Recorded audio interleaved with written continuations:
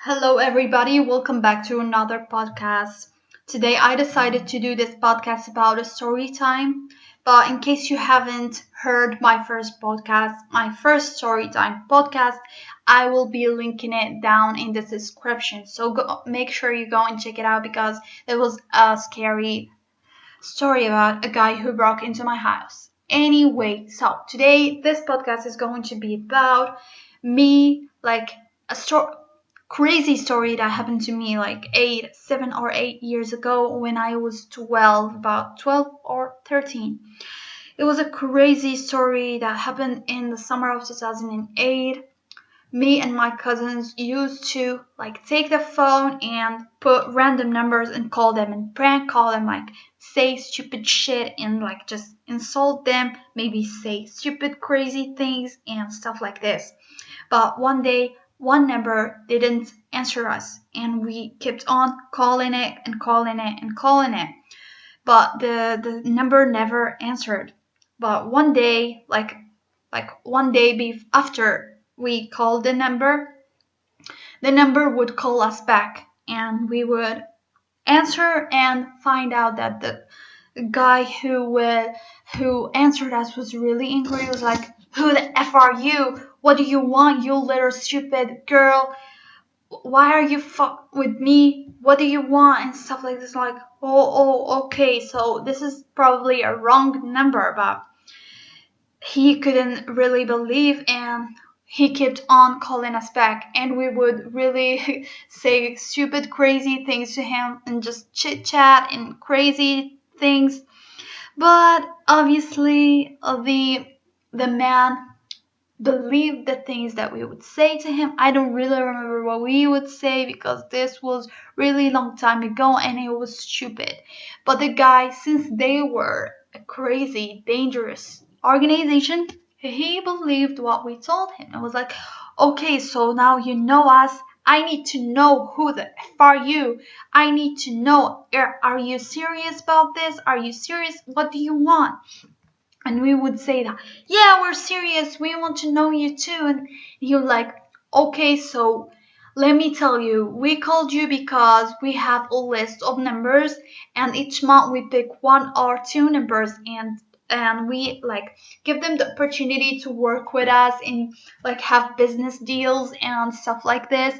And this month you were lucky enough to be chosen and we will like offer you the opportunity to work with us in some business. We will have some deals together and probably we will work together and you will gain some money.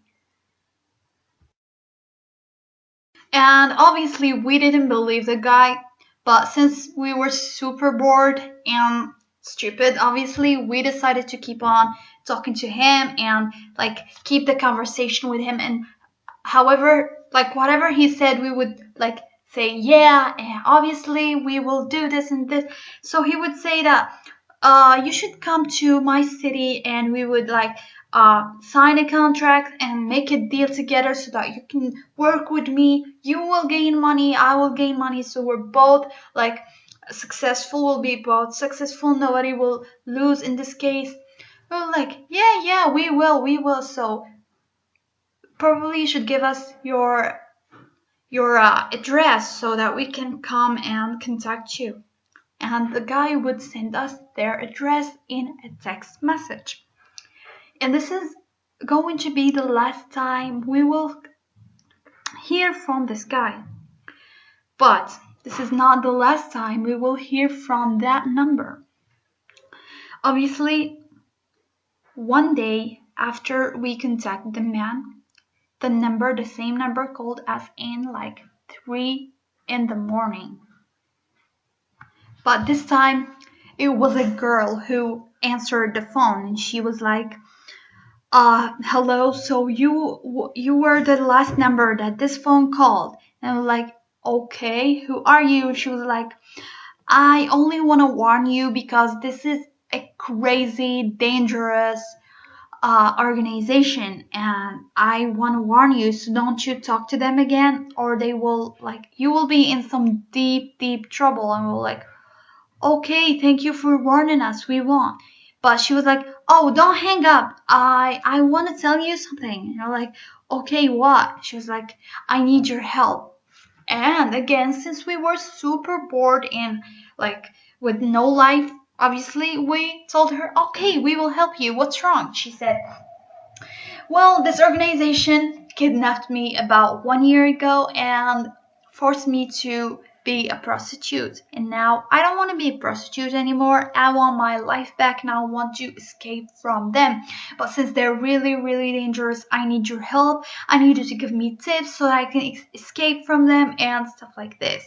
We were super naive. We were super stupid. We believed the girl. We were like, "Oh, so this is a girl. She wants to escape from this evil organization and we will help her because we are good people." But in reality, we were stupid little kids with no life. Okay, so the girl would said to us that the number is not hers, but she took it from her boss. She like stole the boss's phone, and she will take it from him. And she is now the only one that will call us from this number. And the boss, like the man who used to call us before, will never call us again. She's the only one who will call from this number. And we were like, "Okay, cool." So the girl would like call us every single day and ask us about stupid things, and we would like answer her and like try to help her. If you know what I mean. We were super bored, and we like but we believed her. We really did. We're like, "Yeah, we're trying to help this poor girl to escape from this evil organization." So as I told you, the girl would like call us every single day, and one day I told her to give us her Facebook. She did. And the girl, now let's call her Hillary. She told us that her name was Hillary, but when she gave us her Facebook name was only H, not Hillary. And we were like, "Okay, so why is this girl Facebook name H? Let's find out. Maybe she's lying." And we contact one of her Facebook friends, and the the friend that we contact told us that the girl was not called Hillary. Let's call her, yeah, the girl was called Hannah. It's not her real name, but let's only call her Hannah. So after the friend told us that the girl was named Hannah, we didn't actually told her that we found out her real name. But when she called us, she told me that, "Well, I know where you guys live." And I was like, "Okay, no, there's no way you know where we live because we don't live in the same city." But she's like, "I am in the city, like the town. It's not actually a real city. I am in the town where you live." And she told me the name of the town, even though we have never told her the name of the town where we live. And you guys, she told me the name of the street where we live. And I freaked out at the time. I hang up and I was like, I'm not going to answer her again. But she called me again and she was like, "I will come and find you and we will hang out together. And I am escaping from the organization. They will not find me if I hide in your house. Will you mind?" And I'm like, we don't mind, but no, this is not our address. The name of the street that you said is not where we live." And I hang up again, and you guys, after like 2 hours of the phone call, I was looking from the window and there was the girl that was talking to me on the phone was going down the street and looking around. She was probably looking for our house because obviously she didn't know the house. She only knew the street, and the way she was walking was like she was trying to figure out where is our house. And I freaked out and I hid behind the curtains and I shouted, "Hannah!" And I saw the girl pulling her head up looking for the voice that was calling her. And at that time I really like knew there's something going on. Something is dangerous about to happen.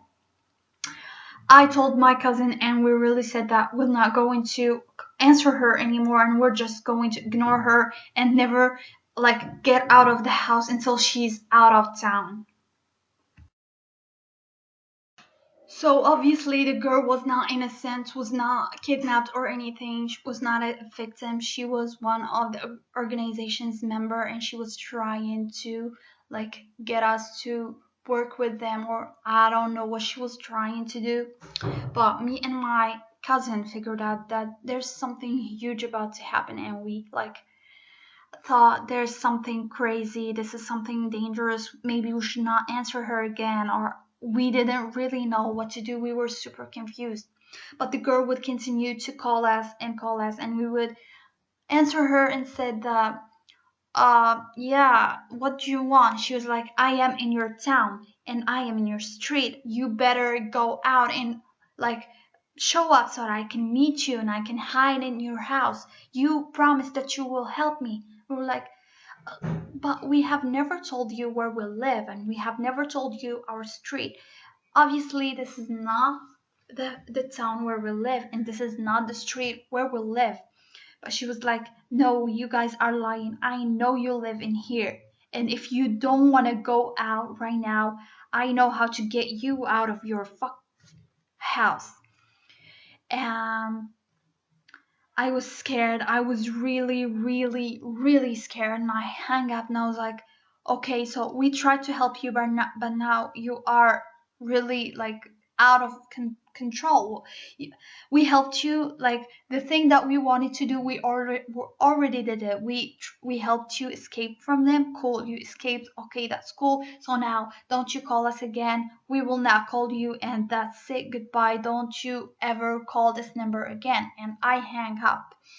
I told my cousin that this is super dangerous. We should not go out, but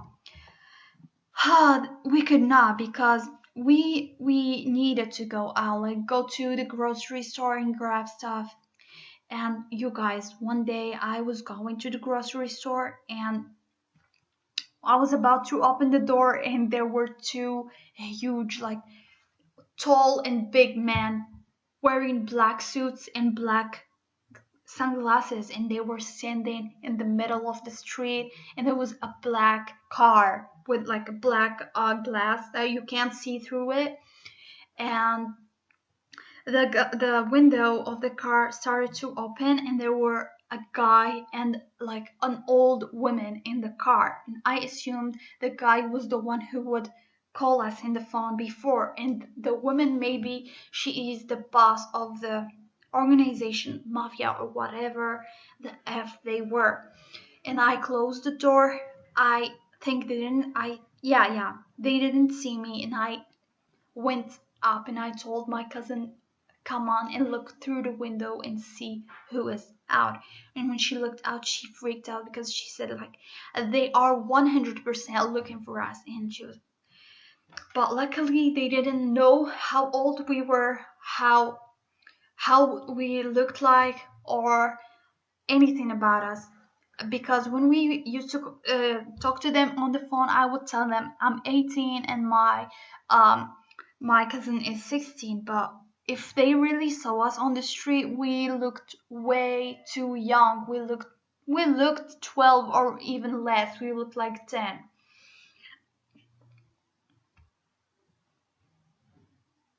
Yeah, as I told you, we looked really young. So probably that was the only relieving point about the story. So I told her, look, even if we go out, there's no way they will know us. I don't know. I doubt it. And she was like, yeah, they don't know how we look like. They don't know how old are we. And they don't know our house. So they are in the street looking for people that they don't know. I was like, but don't be surprised if they actually know us, because how did they know where we live? How did they know the town? Plus, how did they know the street where we live? That was really confusing. And I would tell you that for days and days I would look through the window and the guys in the black suits would be there, only looking and observing every single house and looking for girls at the age that we told them that are like hanging around. But the street where we lived at the time, there were only little children and grown-ups, old people. There were no teenagers. We were like only like the little teenagers in the street, but we didn't really look like teenagers. 12 years old, right? Nowadays looks they look really old, but back then we looked really young. And as I told you, for days the men would stay there. And one time I went out. I was like, I want to go out and see what's going on. And I went out with my cousin. And the car, the man had the black car that I told you about was going slowly on the street, and we were like going and following the car, but pretending that we're not following them, and like just talking and joking around. And the car was going on the street, going, and we hide behind a tree, and we saw the woman and the guy enter to a house that was really literally 1 block away from our house. So obviously, they rented this house that was not very far away from our house, so they can keep an eye on us. I freaked out at the time, and we saw the house. We made sure which house they entered to so that if something happened, we knew the house. And one time I was hanging around there and I saw the door was open, and I saw the girl that used to contact us was talking to the guy and to the older woman, and I heard them saying that you need to find these girls sooner or later because we need them in some case something I didn't really hear. And I was freaked out, and I ran back to the house.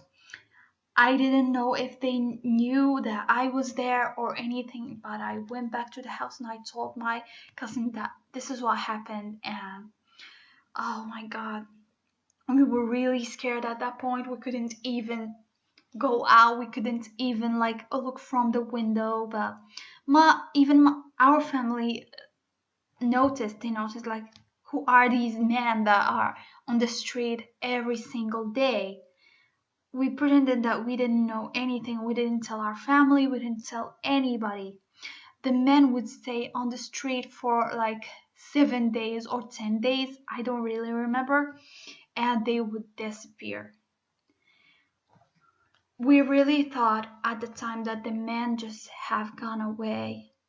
And well, the summer has ended, and my cousins went away to their house, which is in another city, and I stayed alone. I was kind of scared, but at the same time, I was like, "Oh, so maybe they forgot everything. I'm not sure they still remember me, or they still remember that story." And one day I remember I was going to school and I saw the same car was going literally slowly next to the sidewalk. And I was looking to the car and I saw the guy, the woman, and the girl that were talking to us. And I was like, oh, so they know me or something. And the car pulled that yeah pulled, and the girl stepped out of the car and she came to me and she was like, can I ask you something? And I was like, sure, what's wrong? And the girl asked me that we are we're just a family. We came from this city. She told me the city. I'm not going to say the name of the city. She told me we came from the city looking for our family members, but we don't really know where they live. We know the street, but we don't really know the house. We saw you a couple of times around, so maybe you are one of their neighbors. I told her, who is your family? What is their name? Or she didn't know the name. Obviously, she was like confused and trying to figure out a name. And she told me, I don't really know their name because we're not really a family. We're just old friends and stuff. And there are two girls. One is 18, about 18, 19, and one is about 16, 17. And uh, do you know where they live? Because and she told me that they live on their own, because when we used to talk to them, we told them that we live alone, and she told me they live on their own in the street. next to you. So do you know them? Because you seem young. Maybe you're friends with them or something. And I was like, no, I don't really know anybody on that street who is that age. And I told her that in our street, we're only small, little children and grown ups. And she looked at me dead in the eye and she told me, how old are you? And I told her, I'm 10. And she was like, oh, you're so young. You're still young. You probably don't know them. I thought you were like 15 or 16. I was like, no, I'm only 10. And she was like, oh, I'm stupid. You seem like 10. Yeah, you seem really young. And yeah, I can tell you that that was the last time I saw these guys. But it was really terrifying. When they opened the door of the car, I saw them. The man seemed really scary, like a gangster or like a mafia master. And the woman was really, really scary. She was a big woman. She had shaved hair. She didn't have hair, and she had really big earrings and some like really strong makeup and really dark lipstick.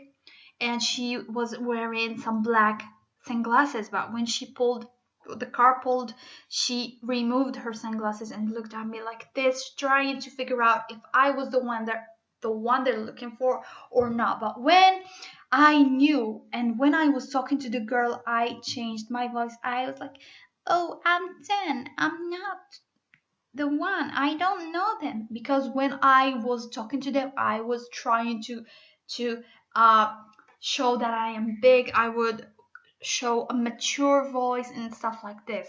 And I told you guys that was the last time I saw these guys. So the girl went back to the car and the car drove, and yeah, thank God I have never ever seen them again. I guess they never knew who we were. They knew the street, but thank God they didn't knew the house, or else God only knows where we would be right now. This is super scary. It was like the scariest time of our life, but we didn't really realize how scary it was. We were like, oh, this is fun, until the end, where things started to seem really serious. We knew that we were in some deep shit. And when I went home, I contacted my cousin and I told her, look, this is what happened, and be careful. Maybe sometime they will come to your house and try to ask you something. Just pretend that you don't know anything and just pretend that you're really young, so they will leave us alone. And yeah, that's it, guys. As I told you, I've never seen them again. I hope I will never see them again. Thank God it was the end of the story. Nothing really bad happened.